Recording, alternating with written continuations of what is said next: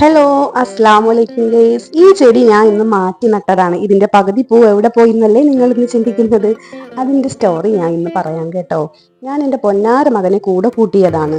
കുട്ടികൾ മണ്ണും പ്രകൃതിയും അറിഞ്ഞ് വളരട്ടെ എന്ന് കരുതി എൻ്റെ കുഞ്ഞിനെയും കൂടെ കൂട്ടി ഞങ്ങൾ ചെടി നടാൻ പോകുകയാണ്. ആ വീഡിയോ ആണ് ഇത്. പുള്ളിക്കാരൻ ചെടിച്ചട്ടിയൊക്കെ പിടിച്ച് മുമ്പേ പോവാണ്. ഞാനും ക്യാമറ എടുത്ത് പുറകെ വന്നിട്ടുണ്ട്. ഈ ആവേശമൊന്നും നടാൻ വന്നപ്പോഴത്തേക്ക് കണ്ടില്ല. വലിയ ആവേശത്തിലൊക്കെ ഇറങ്ങിയിട്ട് അവൻ എനിക്ക് തന്ന പണി എന്താണെന്ന് അറിയാവോ? വലിയ കാര്യത്തിൽ ചെടിയെല്ലാം നട്ടു വെച്ചപ്പോഴോ അതിന്റെ പൂവ് അങ്ങ് പിച്ചിക്കളഞ്ഞു. ബാക്കിയുള്ള വീഡിയോ നിങ്ങൾ കണ്ടു നോക്കൂ.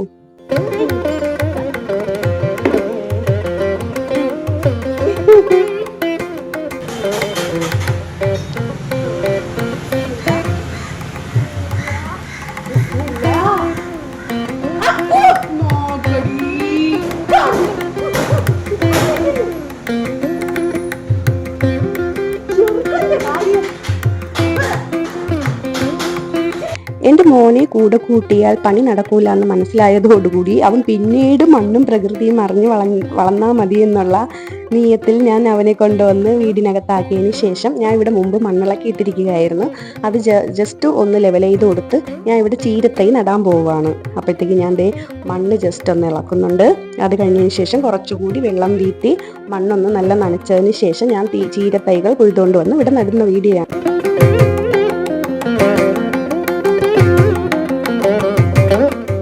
ാണ് ഇന്നുള്ളത്. അപ്പോൾ നമുക്ക് തുടങ്ങാം. വെള്ളമൊക്കെ നനച്ച് മണ്ണ് നല്ല കുതിർന്നിട്ടുണ്ട്. ഇനി നമുക്ക് പോയി ചീരത്തൈ കൊയ്തുകൊണ്ട് വന്നാലോ. ഈ ഗ്രോ ബാഗിൽ നട്ടിരിക്കുന്ന ചീരത്തൈകളിൽ നിന്നും വലുത് ഞാൻ കൊയ്ത് മാറ്റുന്നുണ്ട്. ഈ തൈകളാണ് ഞാൻ അവിടെ നടാൻ വേണ്ടി ഉദ്ദേശിക്കുന്നത്. ഇപ്പം ഞാൻ ഇതിൽ നിന്ന് അടിഞ്ഞു നിൽക്കുന്നതിൽ നിന്നും കുറച്ച് പുഴുതി ഞാൻ മാറ്റുന്നുണ്ട്. ഇതാണ് ഞാൻ അവിടെ കൊണ്ടുപോയി നടുന്നത്. മണ്ണൊക്കെ റെഡിയായി കിടക്കുകയാണ്. ഞാൻ കൊയ്തുകൊണ്ട് വന്ന ചീരത്തൈകളെ ഓരോന്നായി ഞാൻ ഇവിടെ നടുന്നുണ്ട്. ചീരത്തൈകളെല്ലാം കൂടി അടിഞ്ഞു നിന്നാൽ വളരാൻ പാടാണ്, വളരെ ബുദ്ധിമുട്ടാണ്.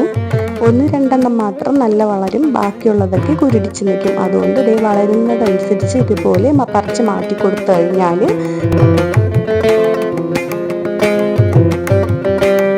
ഇവിടെ ഞാൻ ചീര മാത്രമല്ല നട്ടിരിക്കുന്നത്. 2 ദിവസത്തിന് മുമ്പ് വഴുതനങ്ങ, കത്തിരി, അത് കഴിഞ്ഞതിന് ശേഷമാണ് ഞാൻ ഈ ചീര കൂടി ഇവിടെ ഉൾപ്പെടുത്തുന്നത്. കുറച്ചു ഈ വീഡിയോസ് കാണുന്നവർ ചാനൽ സബ്സ്ക്രൈബ് ചെയ്ത് വീഡിയോയ്ക്ക് ലൈക്ക് ചെയ്ത് എന്നെ സപ്പോർട്ട് ചെയ്യണമെന്ന് ഞാൻ നിങ്ങളോട് പറയാണ്.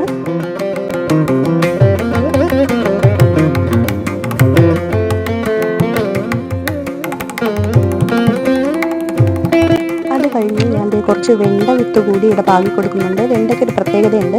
നമ്മൾ അതിനെ വളർത്താൻ പറ്റിയ സാഹചര്യത്തിൽ തന്നെ വിത്ത് നമ്മൾ മറ്റുള്ള വിത്തുകൾ പാകുന്നതിനല്ല, വെണ്ട എവിടെയാണോ നമ്മൾ വളർത്താൻ ഉദ്ദേശിക്കുന്നത് അവിടെ തന്നെ ഒന്നല്ലെങ്കിൽ 2 വിത്തായിട്ട് ഇട്ട് കൊടുക്കുക. വെണ്ട പിന്നീട് പറിച്ച് മാറ്റി നട്ട് കഴിഞ്ഞാൽ രക്ഷപ്പെട്ട് കിട്ടുമെങ്കിലും നല്ല കരുത്തോടെ വളരാൻ വേണ്ടിയിട്ട് ബുദ്ധിമുട്ടാണ്.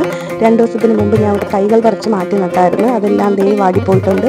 അതുകൊണ്ട് ഞാൻ ആ സ്ഥലത്ത് രണ്ട് വിത്ത് വെച്ചിട്ട് നടുകയാണ്. ഇത് പൊടിച്ച് വരുമ്പോൾ ഞാൻ എൻ്റെ വീഡിയോ ഇടാവേ.